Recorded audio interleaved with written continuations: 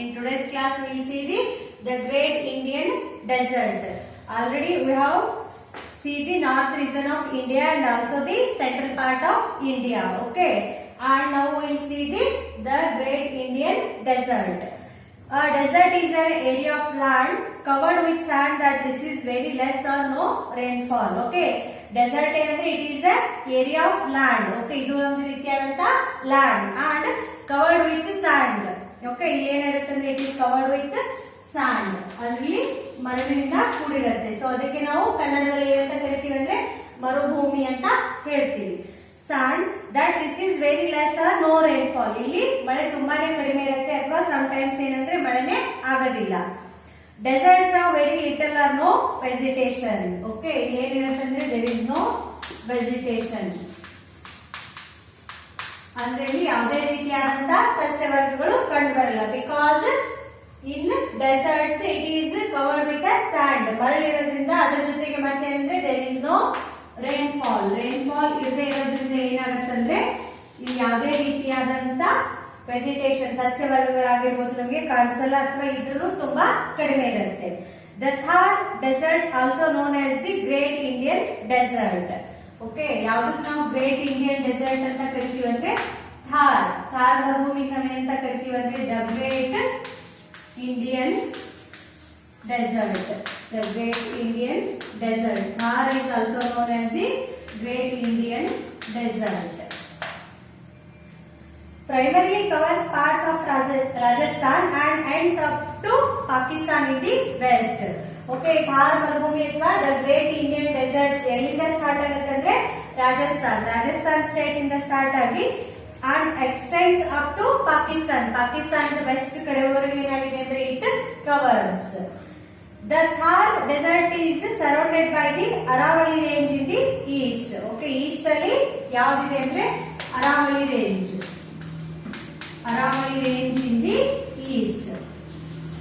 Okay, it covers Rajasthan from Rajasthan up to Pakistan west and it covers east in the Aravalli range. Okay, these are all about the Thar desert. And see, this is a map which showing the Thar desert.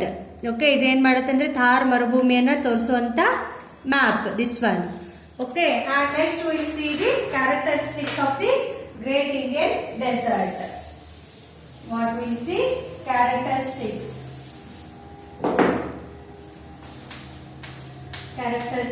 of Great Indian Desert. First one, the Thar desert is dry and sandy as it receives scanty rainfall. Okay, Thar desert ಏನಂದ್ರೆ it is a dry and sandy. First one is the dry and sandy. ಅಂದ್ರೆ Thar dessert ಅಥವಾ great Indian dessert ಅಲ್ಲಿ ಏನಿರುತ್ತೆ ಅಂದ್ರೆ it is dry ಇರುತ್ತೆ ಮತ್ತು Sandy complete ಆಗಿ ಮರಳಿನಿಂದ ಕೂಡಿರುತ್ತೆ. As it receives scanty rainfall ಅಂದ್ರೆ ಇಲ್ಲಿ ಮಳೆ ಏನಿರುತ್ತೆ ಅಂದ್ರೆ ತುಂಬಾನೇ ಕಡಿಮೆ ಇರುತ್ತೆ. The summers are hot and dry and the winters are cool. Okay, summers ಬೇಸಿಗೆಗಾಲದಲ್ಲಿ ಏನಿರುತ್ತೆ ಅಂದ್ರೆ ಹಾಟ್ ಮತ್ತೆ ಡ್ರೈ ಇರುತ್ತೆ ಈ ಮರುಭೂಮಿಯಲ್ಲಿ. ವಿಂಟರ್ ಅಲ್ಲಿ ತುಂಬಾನೇ ಕೂಲ್ ಆಗಿರುತ್ತೆ, ಕೋಲ್ಡ್ ಇರುತ್ತೆ. Next, the desert is hot during the day but cold at night. Desert ಅಲ್ಲಿ ಏನಾಗುತ್ತೆ ಅಂದ್ರೆ ಡ್ಯೂರಿಂಗ್ ಡೇ ಟೈಮ್ ಏನಿರುತ್ತೆ ಅಂದ್ರೆ ಹಾಟ್ ಇರುತ್ತೆ, ತುಂಬಾನೇ ಬಿಸಿ ಇರುತ್ತೆ. ಅಂಡ್ ಕೋಲ್ಡ್ ತುಂಬಾ ಏನಿರುತ್ತೆ ಅಂದ್ರೆ ಚಳಿ ಇರುತ್ತೆ. ಯಾವಾಗಂದ್ರೆ during night time. As the sand gets very hot during the day and cools down quickly during the night. Okay, desert ಅಂದ್ರೆ ಏನಂತ ಹೇಳಿದ್ರೆ it covered by a sand, completely sand ಇರುತ್ತೆ. ಓಕೆ, ಡ್ಯೂರಿಂಗ್ ಡೇ ಟೈಮ್ ಏನಾಗುತ್ತೆ ಅಂದ್ರೆ sand gets very hot. Sand ಏನಾಗುತ್ತೆ ಅಂದ್ರೆ ಮರಳು ತುಂಬಾನೇ ಬಿಸಿ ಆಗುತ್ತೆ. ಸೊ ಅದಕ್ಕೆ ಡ್ಯೂರಿಂಗ್ ಡೇ ಟೈಮ್ ಹಾಟ್ ಇರುತ್ತೆ. ನೈಟ್ ಟೈಮ್ ಅಲ್ಲಿ ಏನಾಗುತ್ತೆ ಅಂದ್ರೆ ಆಟೋಮೆಟಿಕ್ ಆಗಿ ಕೂಲ್ಸ್ ಡೌನ್ ಆಗುತ್ತೆ, ಕ್ವಿಕ್ಲಿ ಆಗಿ ಕೂಲ್ ಆಗೋದ್ರಿಂದ ಏನಾಗುತ್ತೆ ಅಂದ್ರೆ ನೈಟ್ ಟೈಮ್ ಅಲ್ಲಿ ತುಂಬಾನೇ ಕೋಲ್ಡ್ ಇರುತ್ತೆ. The river Luni flows in the Thar desert. Okay, ಯಾವ river? River Luni. Okay, the river Luni flows in the Thar desert. Thar desert ಅಲ್ಲಿ ಥಾರ್ ಮರುಭೂಮಿಯಲ್ಲಿ ಹರಿಯುವಂತ ನದಿ ಯಾವಂದ್ರೆ Luni river. The Sambhar lake is salt water lake located here. Okay, ಯಾವಂದ್ರೆ ಸಾಂಬಾರ್ ಅನ್ನುವಂತ ಒಂದು lake. Samhar Lake. Okay. Samhar Lake is a salt water lake. Okay. ಯಾವ ರೀತಿಯಾಗಿದೆ ಅಂದ್ರೆ ಇಲ್ಲಿ ಸಾಲ್ಟ್ ವಾಟರ್ ಇದೆ. ಈ ಲೇಕ್ ಅಲ್ಲಿ ಏನಿರುತ್ತೆ ಉಪ್ಪು ನೀರಿಂದ ಕೂಡಿರುವಂತ ಲೇಕ್ ಇದು. This one. Next one, due to scanty rainfall, not many plants grow in the desert. Okay. ಮಳೆ ಕಡಿಮೆ ಬೀಳೋದ್ರಿಂದ ಏನಾಗುತ್ತೆ ಅಂದ್ರೆ ಎಲ್ಲಾ ರೀತಿಯಾದಂತ ಪ್ಲಾಂಟ್ಸ್ ಇಲ್ಲಿ ಗ್ರೋ ಆಗೋದಿಲ್ಲ. Next one, thorny shrubs and bushes, cacti, kikar, babul and date palms are some plants that grow here. Okay. ಇಲ್ಲಿ ಮಳೆ ಕಡಿಮೆ ಬೀಳೋದ್ರಿಂದ ಏನಾಗುತ್ತೆ ಜಾಸ್ತಿ ಹೆಚ್ಚಿಗೆ ಪ್ರಮಾಣದಲ್ಲಿ ಗಿಡ ಮರಗಳು ಕಂಡು ಬರಲ್ಲ. ಬಟ್ ಯಾವ್ದಾವ್ದಿರುತ್ತೆ ಅಂದ್ರೆ ಇಲ್ಲಿ ಯಾವ ಪ್ಲಾಂಟ್ಸ್ ಅಂದ್ರೆ ಕ್ಯಾಕ್ಟಾಯ್ ಅಂದ್ರೆ ಪಾಪಾಸುಕಲಿ ಅಂತ ಹೇಳ್ತೀವಲ್ಲ ಕ್ಯಾಕ್ಟಾಯ್ ಅಂಡ್ ಈಕರ್ ಬಬುಲ್ and date palm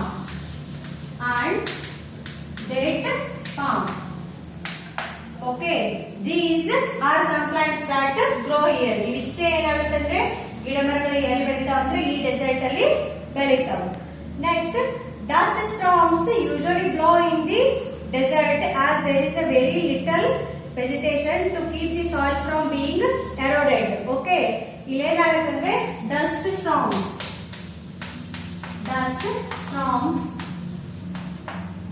ಅಂದ್ರೆ ಧೂಳು. ಡಸ್ಟ್ ಮೀನ್ಸ್ ಧೂಳು ಇರುತ್ತಲ್ಲ, ಧೂಳಿನ ಬಿರುಗಾಳಿಯಿಂದ ಏನಾಗುತ್ತೆ ಅಂದ್ರೆ ಯಾವಾಗ್ಲೂ ಇಲ್ಲಿ ಡಸ್ಟ್ ಸ್ಟಾರ್ಮ್ಸ್ ಇರುತ್ತೆ ಡೆಸರ್ಟ್ ಅಲ್ಲಿ.